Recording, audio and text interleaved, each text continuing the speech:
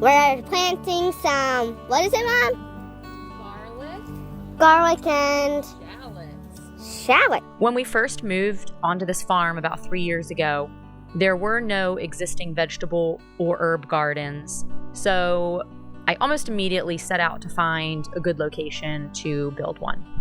I knew I needed it to be close to the house so that I could easily access it and it was convenient, because I know me, and if I have to kind of work to go out of my way to get to it, then I'll be less inclined to go spend time in it. So the first hurdle that I faced was location. There were several different spots on the farm that I thought possibly could be a good location for it, but I knew I needed to do a little bit of work first. So I originally chose a spot behind our house because it seemed like the most obvious location based on the layout of the farm at the time. I knew I didn't want it to take up any pasture space, so the spot behind the house was almost kind of like an extension of our yard, and it was essentially, I guess, kind of like useless space.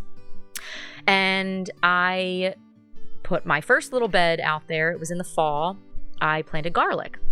So after I put that garlic bed in, I started paying close attention to the sun in relation to that bed and the trees that surrounded that area.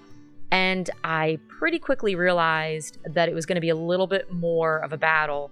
I could see that it wasn't just a straightforward sunny spot.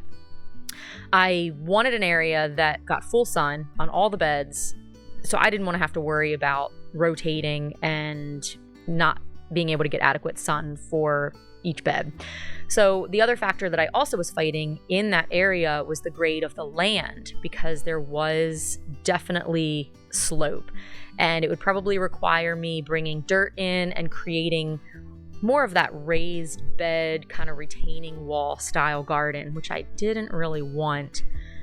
So the more I thought about it, the more I knew I didn't really want to be working on a hill, especially I just pictured trying to push wheelbarrows up and down. And so I started looking around, I should say. So there were two other locations that I was tossing around. One was way out in the far field. I mean, it was an idea, okay? But I knew it probably was not going to be the best idea. So I eventually settled with a spot right next to the pond, which is right next to the house. It wasn't my first choice because I had already made mental plans to use that area for paddocks for the cattle.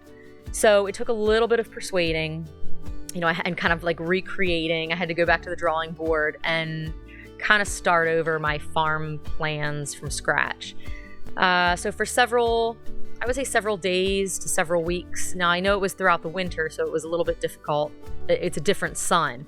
But I started spending time tracking that sun and seeing kind of throughout the day, each hour, where it hit in relation to where I wanted to put the beds. And I also paid close attention to water runoff, kind of the grade of the land and where I might have water runoff issues. I'm not sure this is going to work. You know what they say, go big or go home, baby. This is future garden. If you want to know where I'll be this year, it'll be right here. Transformation time. Woo woo. And I've got some help. Woo, Shay, you gonna help Mama out? And I've got my other helper. Yeah, Gideon. Work it, man. Bring Mama some mulch. Don't pee in the pile, please. Yeah, you. Mushroom soil and wood chips.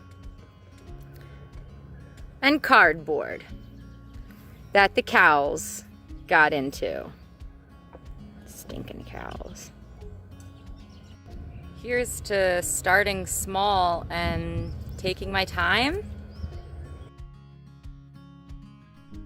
So my next step was garden design. Because we live on a historic farm with lots of history to it, I knew I needed a garden to match that. Because our house was built in 1778, I knew I wanted our garden to resemble that colonial style kitchen garden. But I also really have a sweet spot for market style gardens with those long, beautiful rows of produce. I began by doing some research on colonial gardens. I wanted to see what shapes the beds were in, kind of like what designs, the symmetry, how it all worked together. I did not want the elaborate ornamental gardens like the ones with the shrubs that create those mazes. That was just too formal. I wanted it to be functional, but yet aesthetically pleasing. Kind of that cottage garden look with the herbs and the flowers and that random beauty. But I also wanted something with a little more structure so that way I could be a little bit more functional with it. So this is where I came across the Hampton Court Palace Kitchen Gardens. The first time I saw this garden, it spoke to me. I knew deep down inside, this is what I wanted to recreate. So I can't even describe the feeling, but when I looked at it, it just sang to me. It was everything that I pictured a garden to be. So I grabbed my graph paper and I started creating my very own original garden based on some of these ideas that I got from the Hampton Court Palace Kitchen Gardens. My garden plans went through a series, as do all plans, and I eventually changed it and tweaked it and finally ended up with what I believe is the best of both worlds. I have my lovely symmetrical herb, perennial, cottage garden, and my market style garden. The process of getting my plans from paper to soil began with precise measuring, staking, and using string lines and marking paint to note where the garden beds and mulch paths belonged. It looked a little bit like an action movie with all those tripwires that people have to climb through and over. All right, here is my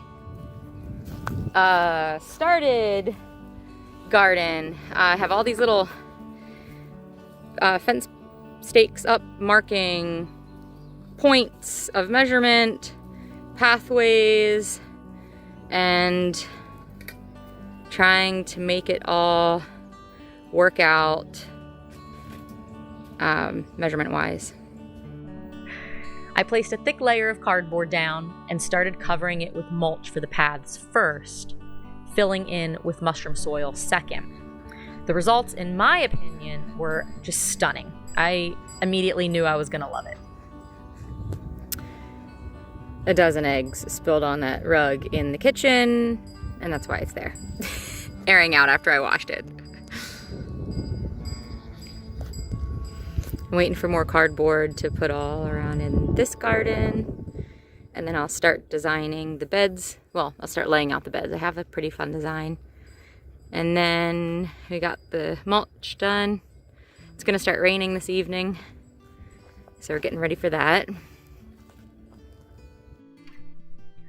So looking back now, I'm really glad I chose this location. I was very nervous at first. It was kind of a big step. But it allowed me the ability to have unlimited space to expand the garden and also add in an orchard and kind of a fruit berry patch as well. With this reality of a much larger garden, it also gave me the idea that I should ultimately have the end goal be producing a majority of our family's produce needs. Since at the time we were a family of 11, I knew I had better have a big garden in place.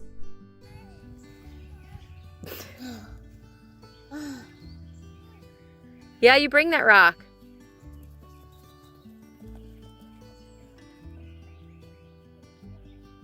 Thank you. Oh, no more. We don't need any more. My helper is helping me plant raspberries. Ready? High five. Oh yeah, high five. Oh yeah, Shay. High five. You don't want to touch my hand? High five. All right. 30 strawberries. I mean, oh my gosh. Black raspberries. 30 black raspberries. High five. High five. I can't. Next, I started on the market garden rows. I did a spacing of 30-inch beds with 12-inch walkways. This spacing allows me to comfortably straddle each bed as I work it. The first and second years, I did not use cardboard, as the weed load seemed pretty minimal. Since the previous several decades, this field has been used for monocrops. However, in this second year, I noticed the weeds became pretty determined, and we failed to keep up on them. So this year I am currently going back over the market garden with cardboard and working my way back one row at a time, covering it with cardboard and then mulch and mushroom soil. So essentially redoing these beds all over again, just with cardboard this time. One other big factor in our weed issue last year was that I was pulled away from the garden to work on some other farm tasks, such as building my brooder, the chicken tractor, my pig shelter, and we put up a bunch of permanent fencing around the farm. I know that if I work lightly on the weeding a little bit every week, every couple days, then it never gets too out of control. So last year I didn't have that ability to do it. Overall, I absolutely love how everything turned out. And even now, going into our third year, I wouldn't change a thing. I'm thrilled with the decision on location, and I still absolutely love the symmetry of the perennial and herb garden. So swing back around in a few months and I'll take you on an updated tour of the garden once everything is planted and green. But if you want some tours of the previous years, you can check out the garden tours here and see kind of the progress in which we've come.